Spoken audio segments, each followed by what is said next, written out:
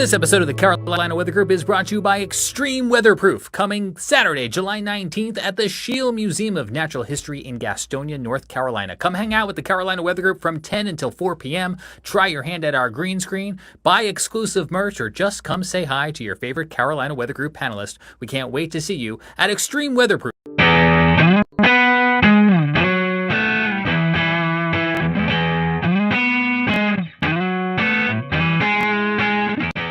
Welcome to the Carolina Weather Group. I'm James Brierton here in Charlotte. A special conversation for you this week. You've seen it time and time again when an emergency situation, maybe a weather one, is playing out here in the Carolinas. The governor of North Carolina takes to an emergency briefing, and you see it here on the Carolina Weather Group. You see it on broadcast television. You may even hear it on radio. But what you may not know is how that governor's message gets to each and every end of the state.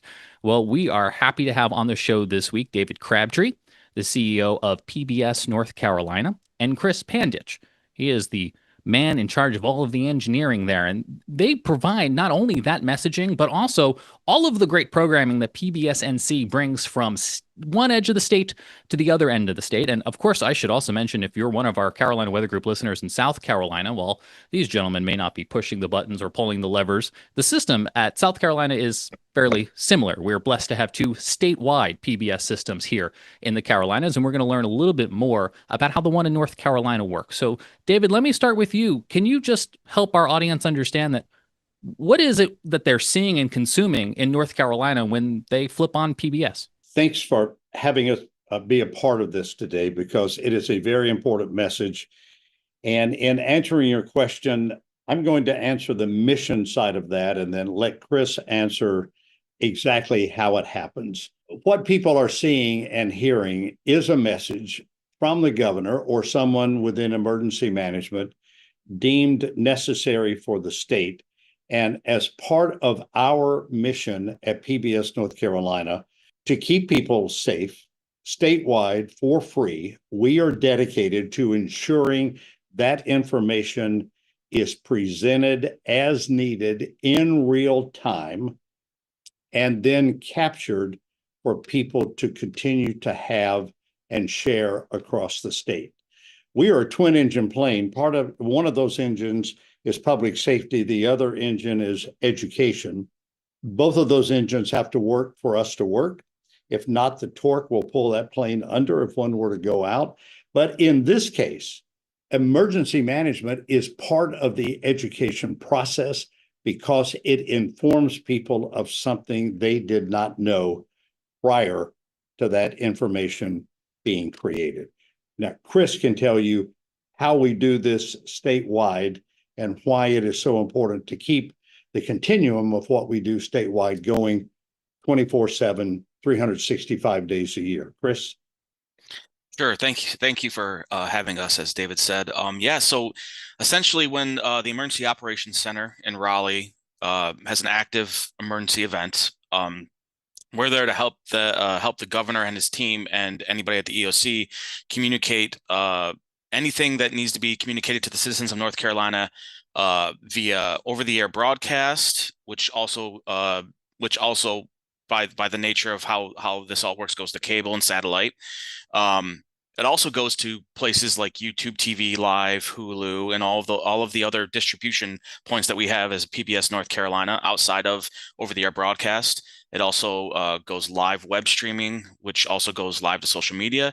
And an important part of this as well, especially during the days when we were doing COVID briefings, or if there is a hurricane where certain media outlets cannot make it to Raleigh, we also are a distribution point for other stations and media outlets for this live emergency event for the governor to be able to talk to, or the governor or any other authority to talk to the citizens of North Carolina at any platform they're on with a broadcast, and we're doing all that with a broadcast backbone.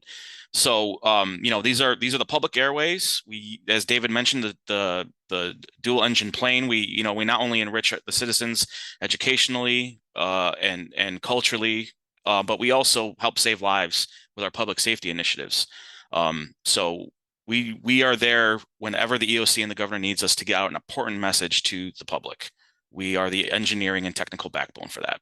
So, Chris, let me ask you that broadcast backbone that you mentioned there. So, if I'm a viewer and I'm on the Outer Banks, or I'm in the Western North Carolina mountains, and the governor of North Carolina is speaking about a hurricane, I'm Yes, most likely seeing that through you guys. Is that right?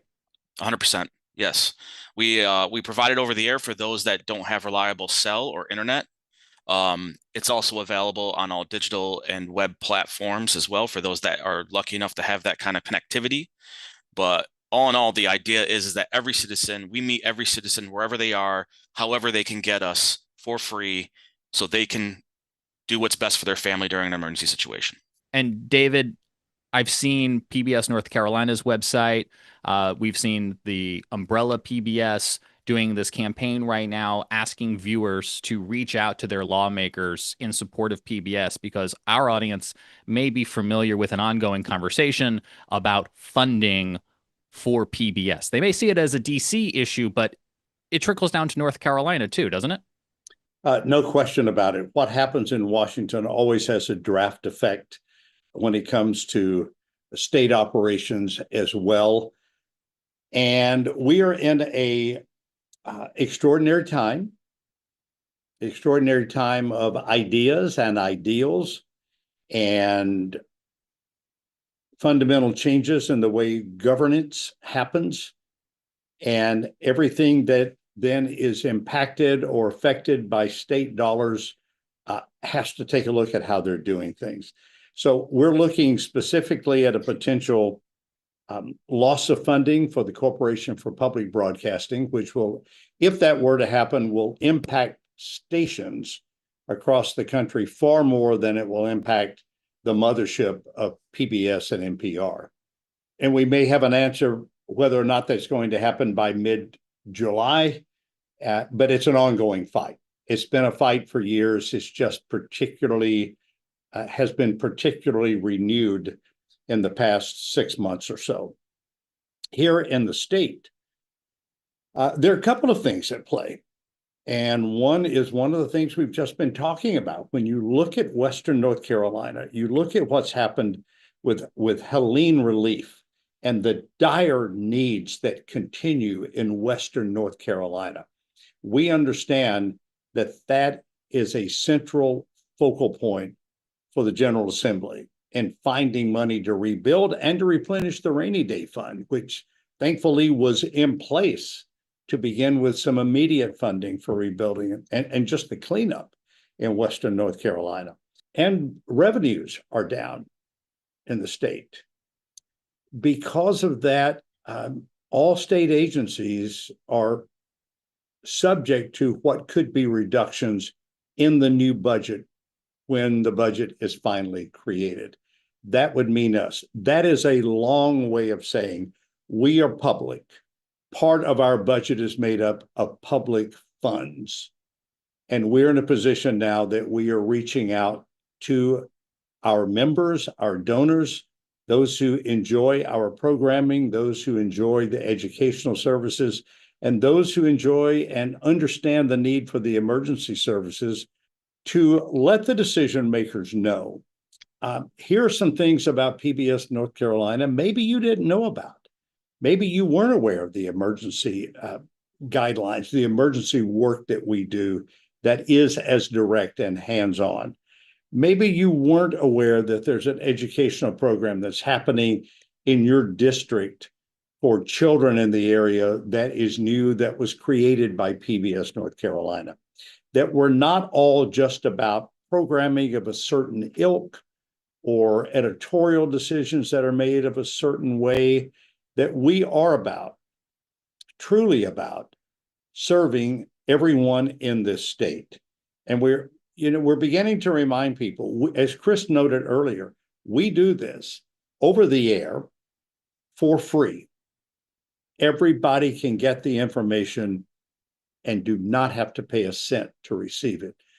However, what we do is not free to produce. We need the funding to do it. And I'm not shy about that. I mean, that's where we are. And we're living also in a time where we are keenly aware of shepherding the trust people place into us whether it's a private donation or a public donation, and to make sure every cent is spent properly. I think we've done a pretty good job of that since I came on board 3 years ago, but there's always room for improvement. And part of our ask of our viewers and those who go to our website is to also say, come to us with your ideas of what we can do better, how we can be more relevant in your lives and what we provide to you.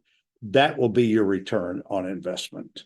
Follow-up questions for both of you, and let me start with you, David. You talk about this is a public service, but it's free to consume, but it's not free to produce. So if you could peel that curtain back a little bit, you mentioned public funding being a part of it. Educate myself and all of us, what money is coming into this pot in order to produce what PBS NC is doing? And if you have an estimate, what would the ramifications be if that pot was to suddenly shrink? A good question and a very fair question. We receive about 30% of our funding from the General Assembly, actually through the UNC system office, but that is funded by the General Assembly. And let me say, they have been very, very good to us over the years, and we're very grateful for the support we've had. And then about 15% of the budget comes from the Corporation for Public Broadcasting, so from the federal level.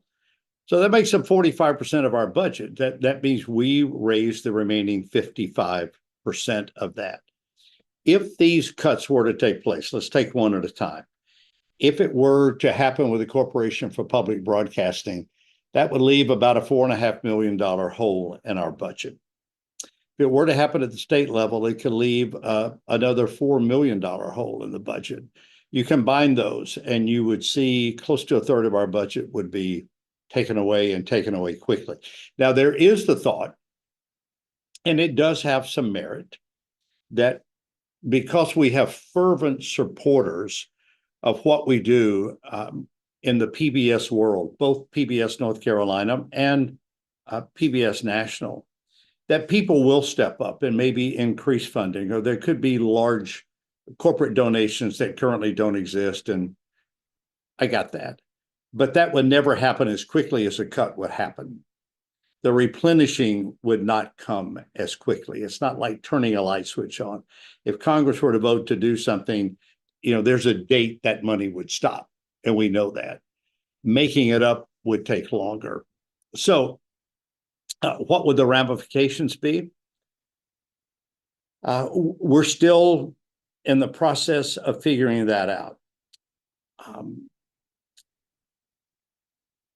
I'm hesitating only because I'm looking at, as an example, programming that happens currently, much of which we receive from PBS or through an affiliate of PBS providing that for us. We would have to find, and some of those programs could, and I underscore the word could, go away. Those who produce them would be more deeply impacted because they wouldn't have the funding they would currently have now. Here locally, I am committed that the programming that we are producing, and it's in total more than 200 hours a year of local programming that we produce, that is broken down to about 300 half hours and another 50 hours that cost a lot of money to produce. Okay. We have to raise that money. We have to find different sponsors. We will continue to do that. My number one concern is what might it do to us and our structure of people who are here. I'm not going to sugarcoat this.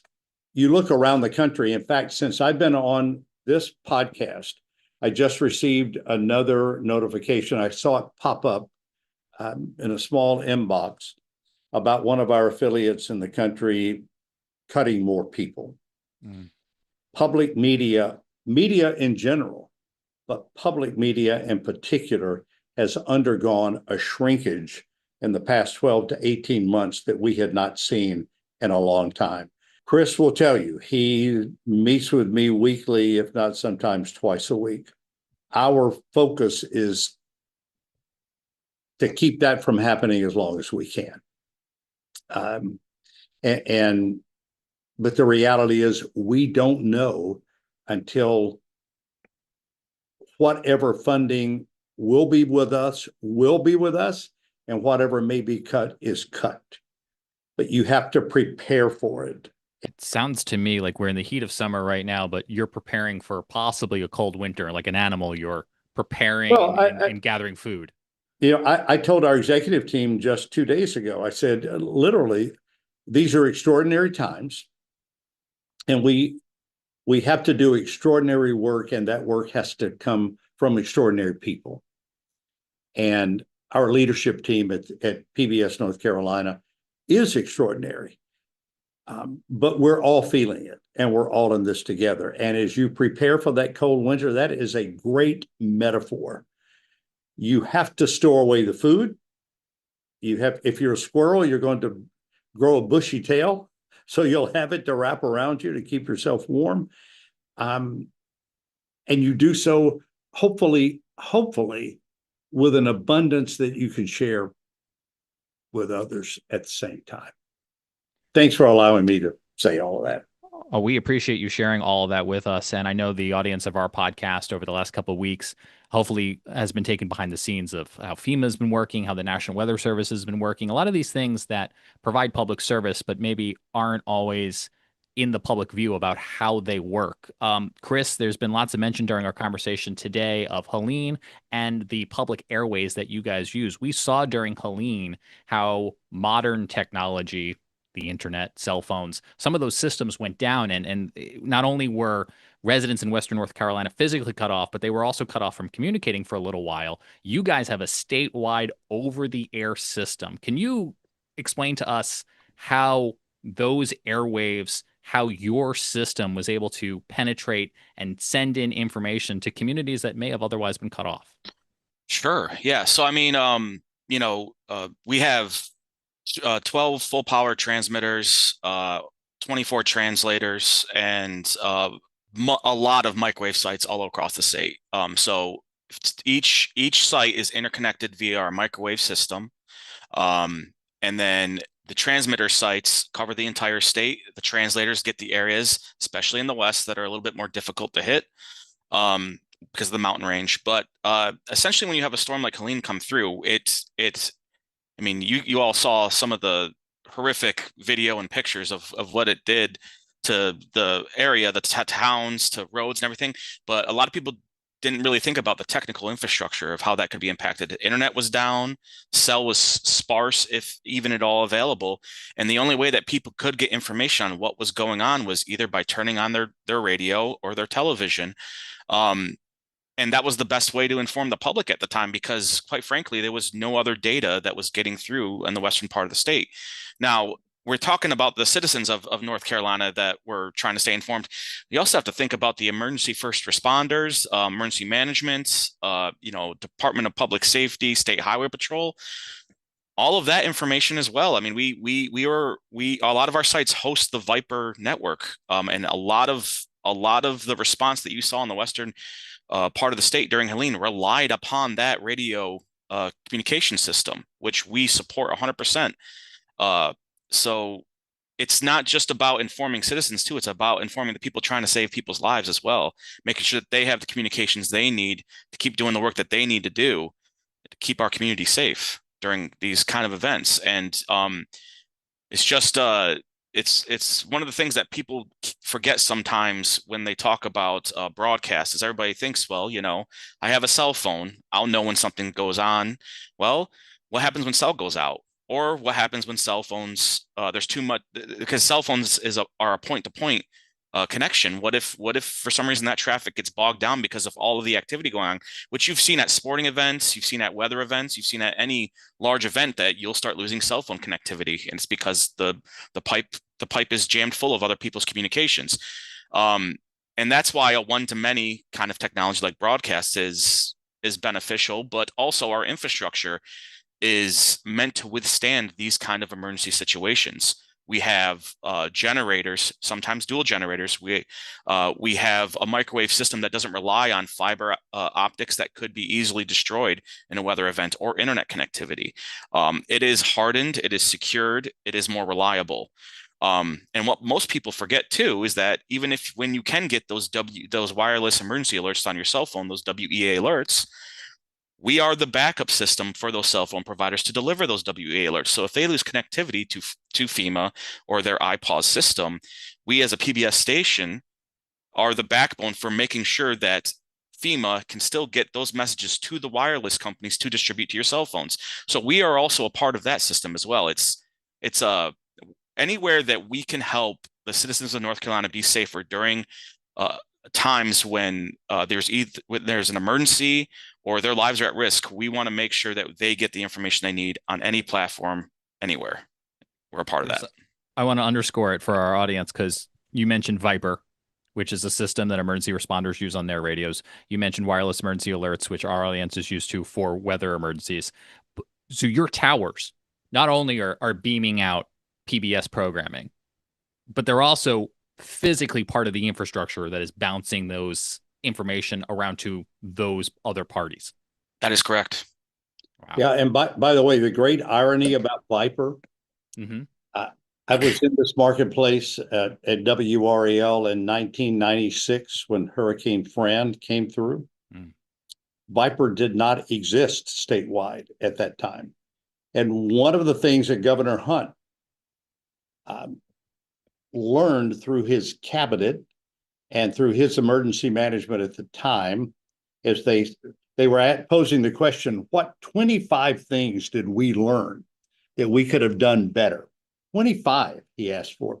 There was a common thread that counties, by county to county, it was far difficult for people to interact with each other, to connect directly with each other. And he said, we're going to change that. And thus, the whole Viper system we have now statewide was born out of that almost 30 years ago. Wow. And for us to be able to carry that now, Chris brings up a great point. We all do think, I'll get it right here. I've got it. Get it right here. And we're conditioned to think that until we don't have it. Right. Yep. And then it's like, oh, what do we do now? Now, it's amazing. Once it's restored, people forget how quickly they needed to depend on something else. At the same time, we know there are going to be events where cell service will go out, however temporary it may be. Our mission, our very quiet mission, is to always make sure that that line that we are providing is never broken. And I just would like to say, Chris and his team are beyond remarkable and extraordinary of how seriously they take this, how dedicated they are to making sure that break never happens, and failure is not an option in their minds. It's nice to put a face to some of these folks who behind the scenes have relayed this information for the public, but also speaking as a news gathering individual. I can remember after Helene, you guys were the pool. You were sending out video when the governor and the FEMA director flew into Asheville. I can only imagine you also had to fly in that camera. So that's yet another way that you guys were sending information in and out. David, as we wrap up this conversation, anyone who has watched PBS at any point in their life is probably familiar with the saying, and viewers like you. Those are the individuals who contribute financial funding to PBS as part of a donation. For anybody who is listening to our conversation today and is or is not currently one of those viewers like you, and they're thinking about making a contribution, twofold question for you. In the mission of PBS North Carolina when it comes to weather and emergencies, if a listener is wondering how your emergency briefings, how your emergency services would differ if the governor was a Republican versus a Democrat, can you give assurances on how that operation would be? And how can somebody become a viewer like you to go and make a donation if they want to support the operation of PBS NC? There's no politicalization of an emergency. I remember a couple of years ago, we were seeking funding to do an upgrade statewide of all of our transmitters and generators and everything that was needed to be done at towers. And when I would speak with members of the General Assembly, I mean, we did come to an agreement. There was a common denominator that said there's nothing political about safety. It does not matter if it's a Republican or a Democrat who is the chief executive. No, what matters is the information. We are simply a conduit to get that information out to people. Let people have the facts and with context of what's happening, whether it's a hurricane, a wildfire, a rock slide, tornado warnings, COVID, any type of catastrophe. Our mission is not to judge the messenger, but for us to deliver the message. That's the first thing. If you want more information, or if you are moved to become part of our family, you can donate online. There's a link there for people to donate. You can send a check, PBS North Carolina, here at 10 UNC TV Drive, Research Triangle Park, North Carolina. And my number is accessible. Give me a call if you have questions about this. I am happy to talk with you. And believe me, I'm surprised the phone has not been ringing. I actually have a landline here, believe it or not. That rings quite often with people with either concerns, complaints, or suggestions. And I am always willing to listen to those. And by the way, any donation, whether it's $5 a month or $500 a month, it all matters. Everything matters. If someone's heart and mind is moved to want to be a part of the mission of public media, we're here to receive that. And I give you my word, that money will be shepherded 100%. David and Chris, we appreciate your time and sharing your mission with our audience here at the Carolina Weather Group. Thanks for the work that you do, and thanks for giving us an opportunity to be a part of this. Hope you won't be strangers. Come on back. Hope you have a wonderful 4th of July weekend, and I'll wish our audience at home a happy 4th of July as well, too. We'll be back next week with another edition of the Carolina Weather Group. For now, I'm James Brierton in Charlotte. Be well.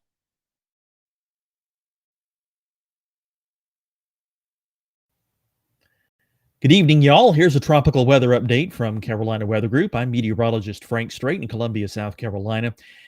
As you may have heard, we're going to have to be on the lookout over the next few days for a tropical depression or storm to form off the southeast coast and potentially have some impact in the Carolinas.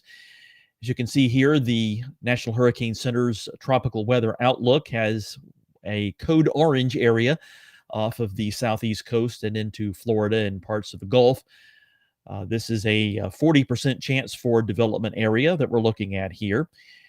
And the concern is the setup we have is one that we've seen many times. We have a cold front moving into the southeast right now, and we'll look at weather maps from the Weather Prediction Center to indicate this. This is a weather map for early on your Thursday, or rather 8 p.m. Thursday. And it shows a front that's become stationary off the southeast coast. A weak area of low pressure is likely to develop along it over Georgia and Florida. And in time, this could potentially wander out over the Atlantic or possibly over the far northeastern Gulf. If it does spend enough time over the water, there'll be some chance for it to turn into a tropical depression or storm. Should it do that, the next name on our list for this year is Dexter. So we will be watching that. However, it looks as though any storm that we see form will be a weak one. We'll take a quick look at current satellite pictures. This is a visible satellite as of late Wednesday, showing massive clouds over eastern North Carolina and into South Carolina. The clouds become spottier. This is all associated with thunderstorms along a cold front that's moving in and slowing down, about to become stationary off the southeast coast. Now, looking at our computer models, we're looking at the GFS model here, starting with the Wednesday morning. So something has kind of already happened, but as we step forward in time, you can see the model showing a lot of precipitation along and just off the Carolina coast over the next few days. We're looking at Friday morning, and they're here to Friday evening, thanks to this front becoming stationary over the region.